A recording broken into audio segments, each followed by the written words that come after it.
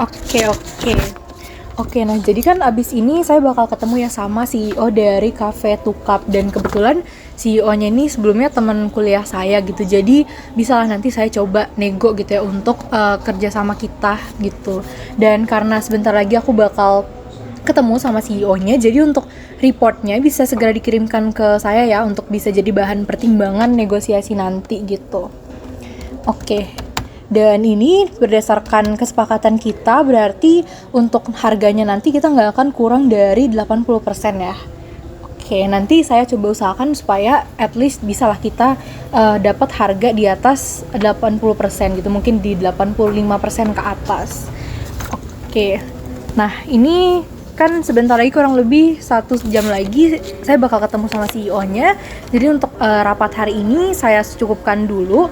Untuk reportnya nanti bisa segera dikirim ke saya, dan nanti gimana progres dari negosiasinya serta deal-dealannya nanti bakalan saya kabarin lagi ke kalian. Gitu, sekian, selamat siang.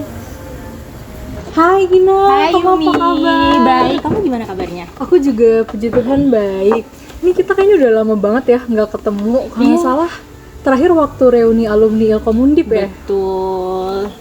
Oke, nah jadi seperti yang udah aku sampaikan ke kamu lewat chat kemarin, tujuan aku ngajak kamu ketemuan hari ini tuh karena aku pengen nyampein sesuatu yang penting.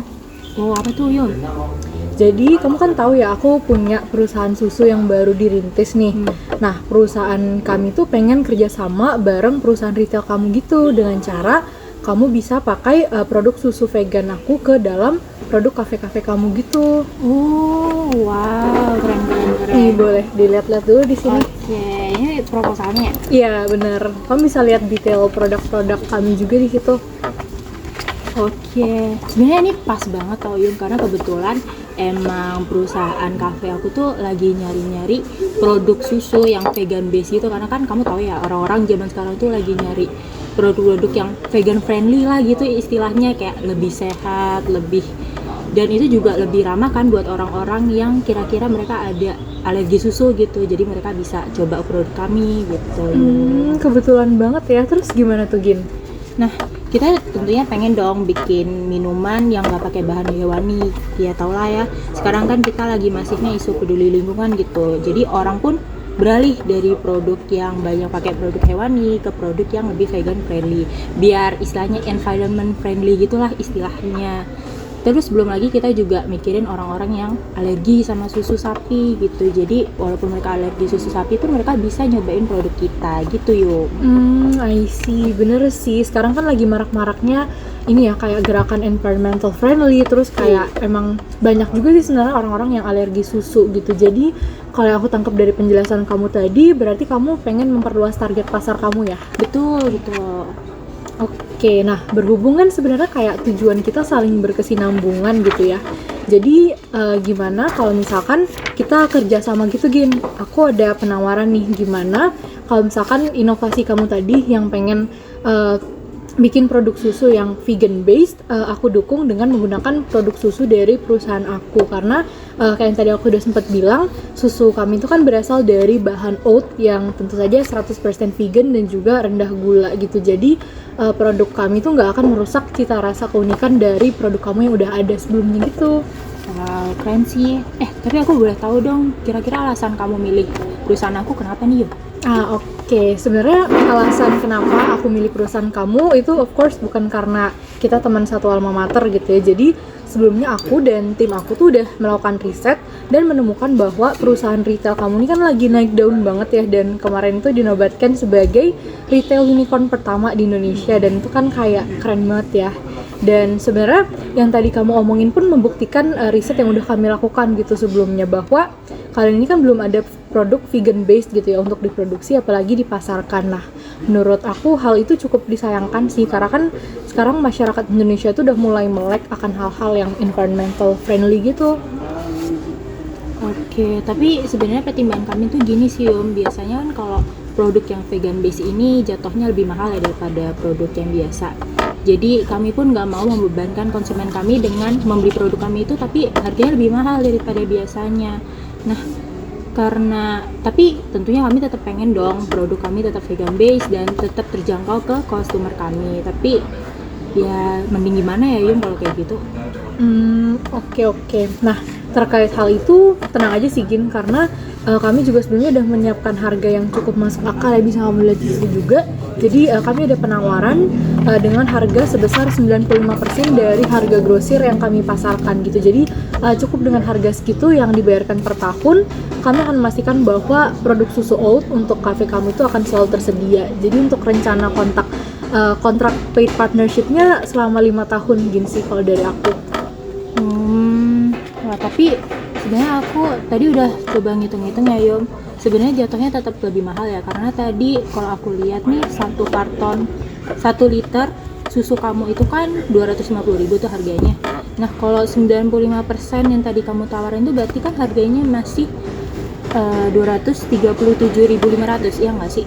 Tapi harga susu yang lagi kami pakai sekarang ini yang langganan kami itu aja cuman 200.000. Selisihnya kan banyak banget tuh, 37.500, dan itu masih berat banget buat kami Yum. Oke deh, kalau gitu gimana kalau misalkan aku turunin lagi gitu jadi 90%. Kan 90% dari 250 berarti 225 ya. Nah, itu kan kayak masih lumayan ya dibandingkan yang tadi, dan selisihnya cuma 25.000 aja dari harga awal kamu. 25 ya, tapi kalau kayak gitu kami itu masih kurang untung Yum, kayak masih terlalu jauh lah dari batas kemampuan kami. Oke, gimana ya Gin? Soalnya tuh kalau misalkan diturunin lagi nih harganya, kamu kan tahu ya kayak perusahaan susu aku juga masih baru established, jadi kayak belum settle dan kayak belum kayak produk susu lain gitu yang udah ada sejak lama.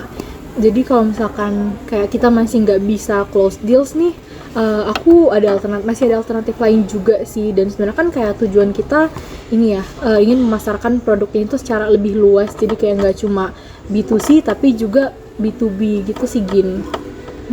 Tapi kan kamu tahu juga ya Yum, sekarang tuh isu yang lagi kita hadapi itu adalah perubahan iklim. Nah, salah satu dampak dari perubahan iklim itu kan faktornya itu konsumsi hewani, di mana mereka bisa menambah 15% emisi gas rumah kaca. Jadi sebenarnya misi kita di sini tuh nggak cuman memperluas target konsumen aja, tapi kita juga aware dengan permasalahan perubahan iklim itu. Kan kamu tahu ya kalau perusahaan kita tuh digadang-gadang sumber utamanya nih permasalahan dari adanya perubahan iklim tersebut. Jadi kalau kita nggak bisa deal itu yuk bakalan susah banget buat perusahaan aku nantinya buat mencari yang lain, karena jujur aja nih berarti perusahaan kami itu adalah alternatif kami yang paling nomor satu, yang paling utama lah.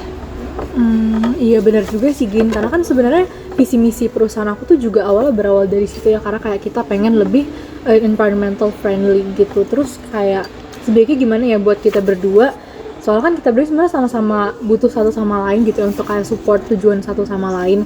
Kalau dari kamu ada alternatif lain nggak gitu yang mungkin bisa menguntungkan kita berdua?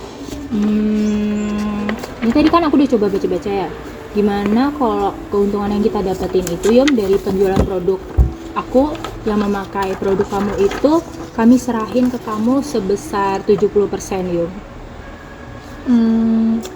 Kayaknya kalau kayak gitu susah deh Gin, soalnya tuh kayak itu bakalan nggak pasti gitu buat di pihak aku, karena kan kayak penjualan itu fluktuatif dan relatif gitu, jadi kayak belum tentu bakal laris juga dan belum tentu bakal pendapatannya bakal segitu-segitu terus. Jadi kayak takutnya kalau misalkan pas lagi nggak tinggi penjualan kayak malah produk aku gitu yang rugi. Gimana kalau misalkan kayak dari aku aja gitu sebagai supplier yang menentukan harga supaya kita berdua lebih pasti dan jelas juga gitu. Oke, tapi gimana ya betternya buat deal kita? Atau gini deh, kalau misalkan aku turunin sampai 85% dari harga awal gimana? Sebentar coba aku hitung ya. Tadi berapa? 85%? 85%. Masih ada selisih sih Yom, walaupun sebenarnya nggak terlalu banyak ya, 12.500.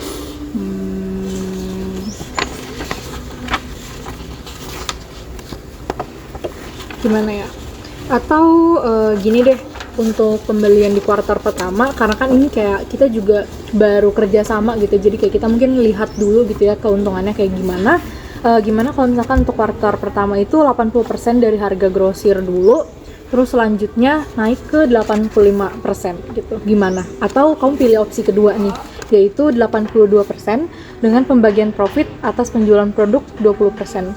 kalau dari aku nih udah bener-bener penawaran yang terakhir sih Gin, jadi kayak maaf banget kalau misalkan kita nggak bisa deal, aku harus beralih ke partner bisnis yang lain sih. Oke deh Yum, aku kayaknya ngambil yang deal pertama aja deh. Oke, berarti kita ngambil deal pertama ya. Jadi aku state lagi di sini. Jadi perusahaan aku akan memberikan ini ya, produk susu oat untuk bahan dasar produk terbaru di kafe kamu yang vegan dengan close deal harga kita tadi. Pembelian atas supply-nya itu sebesar 80% dari harga grosir untuk di kuartal pertama gitu ketika produknya di launch, dan selanjutnya berlaku 85% dari harga grosir dengan kontrak kita itu selama 5 tahun dan bisa diperpanjang. Oke, boleh Yum, boleh. Oke, kalau gitu nanti kita ketemu lagi ya Gin buat penandatanganan kontraknya. Oke, makasih banyak ya banyak, Yumi. Gina. Oke.